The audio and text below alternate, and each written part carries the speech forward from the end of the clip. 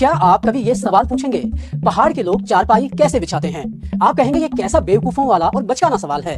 आज भले ही हमें ये सवाल बेवकूफाना लगे, लेकिन एक वक्त ऐसा था जब मैदान के सभी लोग ये सवाल पूछा करते थे। ये वो वक्त था जब गढ़वाल और कुमाऊं उत्तराखंड नहीं थे। ये वो वक्त था जब हिमालय के इन दोनों भूभाग पर यहाँ के मूल निवासी रहा करते थे, जिन्हें ना ये सवाल पता था और ना ही इन इलाकों के बाहर की दुनिया। आज उत्तराखंड के रूप में एक हो चुके गढ़वाल और कुमाऊं कभी दो अलग अलग देश थे। क्या आप गढ़वाल और कुमाऊं नाम के देश को जानते हैं? कहां से आया गढ़वाल और कुमाऊं? असली गढ़वाली और कुमाऊनी कौन है? ये गढ़वाल नाम कैसे पड़ा? कैसे हिमालय के एक भूभाग को कुमाऊं नाम दे दिया गया? इन सवालों का जवाब तो हम आपको देने वाले हैं, लेकिन उससे पहले एक सवाल और। क्या आपने कभी गढ़वाली और कुमाऊनी के झगड़े के बारे में सुना है? अक्सर गली चौबारों से लेकर सोशल मीडिया तक कुमाऊं वर्सेस गढ़वाल की बहस खूब छिड़ती है। आज भी गढ़वाली और कुमाऊनियों के बीच तू मैं खूब होती है, लेकिन कभी आपने सोचा है कि ऐसा क्यों है? दोनों की संस्कृति, भाषा और खान पान समेत दूसरी चीजों में ज्यादा फर्क नहीं है और दोनों ही खुद को उत्तराखंडी होने पर गर्व भी करते हैं। फिर तू गढ़वाली और मैं कुमाऊनी का झगड़ा क्यों? इस सवाल का जवाब छुपा है इसके इतिहास में। लेकिन क्या इसका मतलब ये है कि गढ़वाल और कुमाऊं के बीच आज जो चंद लोग झगड़ा लगाते हैं वो सही है? जवाब है नहीं, और इसका जवाब भी इन दोनों देशों का इतिहास देता है। तो आज इतिहास नामा के इस एपिसोड में जानेंगे गढ़वाल और कुमाऊं को, जाएंगे इनके उस इतिहास की तह में जो 5000 साल से ज्यादा पुराना है। आज बात गढ़वाल और कुमाऊं के इतिहास की, बात आपके और हमारे मूल की, और वजह मैदानियों के उस सवाल की जो अक्सर पूछा करते थे कि पहाड़ी लोग चारपाई कैसे बिछाते हैं। आज जिन क्षेत्रों को हम गढ़वाल और कुमाऊं के नाम से जानते हैं, हमेशा से इनके ये नाम नहीं थे। कुमाऊं और गढ़वाल कहां से आए, इसके मूल में जाने की शुरुआत करते हैं सबसे पहले इनके नामों की उत्पत्ति से, और सबसे पहले जानते हैं कुमाऊं के नाम के पीछे की पूरी कहानी। कुमाऊं और गढ़वाल की मौजूदगी का जिक्र 5000 साल पहले तक मिल जाता है। ऐसे में कुमाऊं नाम पढ़ने की धार्मिक और ऐतिहासिक दोनों ही मान्यताएं व्याप्त हैं। कभी कुमाऊं कुर्मांचल, खसदेश, उत्तर कौशल समेत कई नामों से जाना जाता था। सबसे पहले बात करते हैं कुर्मांचल की। एक लोक कथा के मुताबिक जब विष्णु भगवान का दूसरा अवतार कछुए का हुआ तो वो चंपावत नदी के पूर्व में स्थित एक पर्वत पर 3 साल तक खड़े रहे। कूर्म यानी कछुए के अवतार में भगवान विष्णु के यहाँ पर रहने की वजह से इस पर्वत का नाम कूर्म का आंचल पड़ने से कूर्मांचल हो गया। ये वही पर्वत है जिसे कांडादेव और कानदेव नाम से भी जाना जाता है। बद्रीदत्त पांडे कुमाऊं का इतिहास में बताते हैं कि कुर्मांचल का नाम बिगड़ते बिगड़ते कुमू हो गया और बाद में आम बोलचाल में ये कुमाऊं बन गया। पांडे बताते हैं कि पहले इस नाम का इस्तेमाल सिर्फ चंपावत और उसके आसपास बसे गांवों को संबोधित करने के लिए किया जाता था।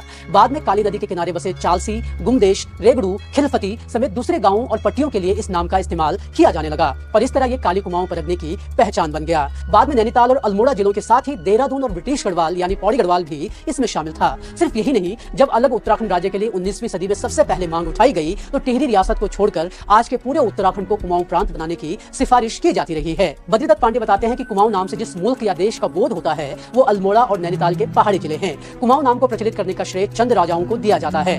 कुर्मांचल नाम को लेकर शिव प्रसाद डबराल अपनी किताब उत्तराखंड का इतिहास में लिखते हैं कि 9वीं-10वीं सदी तक कमादेश या कुर्मांचल का जिक्र नहीं मिलता।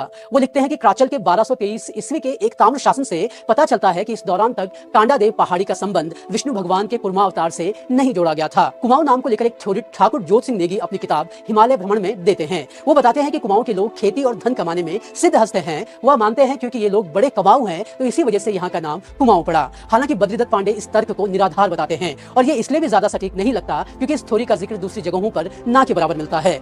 कुमाऊं को हुण देश वाले क्यूनन, अंग्रेज कमाउन, देशी लोग यानी मैदानी कमायूं और यहाँ के रहवासी कुमाऊं कहते हैं। महाभारत में जिस देश का नाम पहले पांचाल और बाद में उत्तर कुरु बताया गया है, विद्वान इस क्षेत्र को कुमाऊं ही बताते हैं।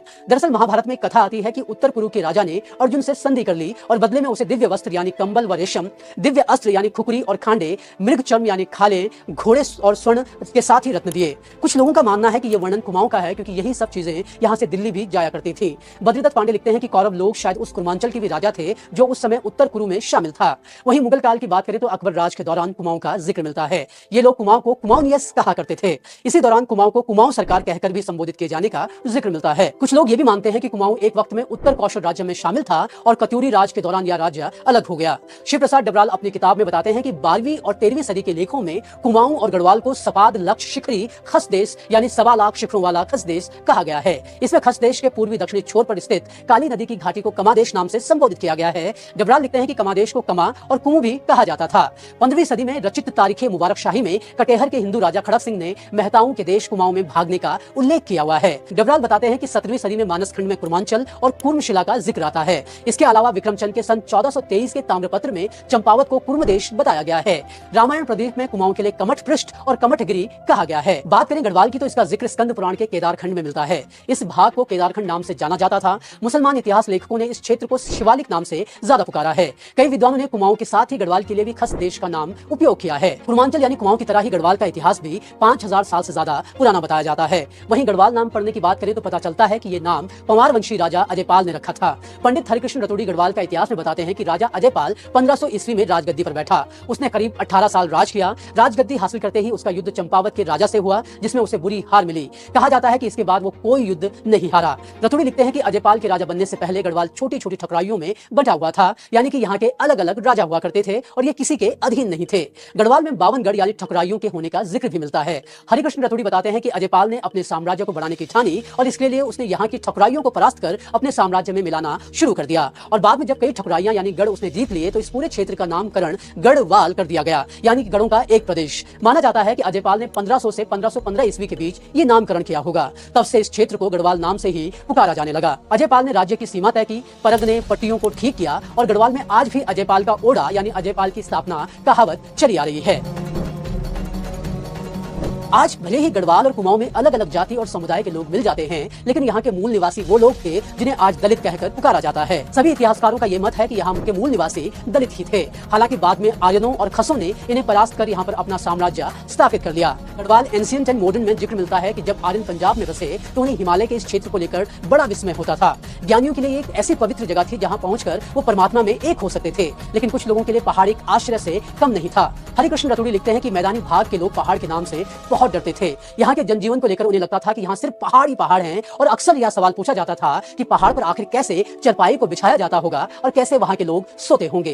हरिकृष्ण रतुड़ी लिखते हैं कि डोम यानी कि दलित यहाँ की सबसे प्राचीन निवासी हैं। खस भी यहाँ पर 1300 साल पहले आ गए थे। गढ़वाल और कुमाऊं में किरात, कुनिंद, नाग, यवन लोग यहाँ की शुरुआती जातियों में से एक माने जाते हैं। बाद के काल में कुमाऊं और गढ़वाल में मैदानों से राजाओं और उनके सेवकों के हिमालय की तरफ भागने का जिक्र कई जगहों पर मिलता है। माना जाता है कि आज की ज्यादातर जातियां तिवाड़ी, पांडे, जोशी समेत अन्य सभी जातियां दक्षिण और मध्य भारत से यहाँ पहुंचे थे।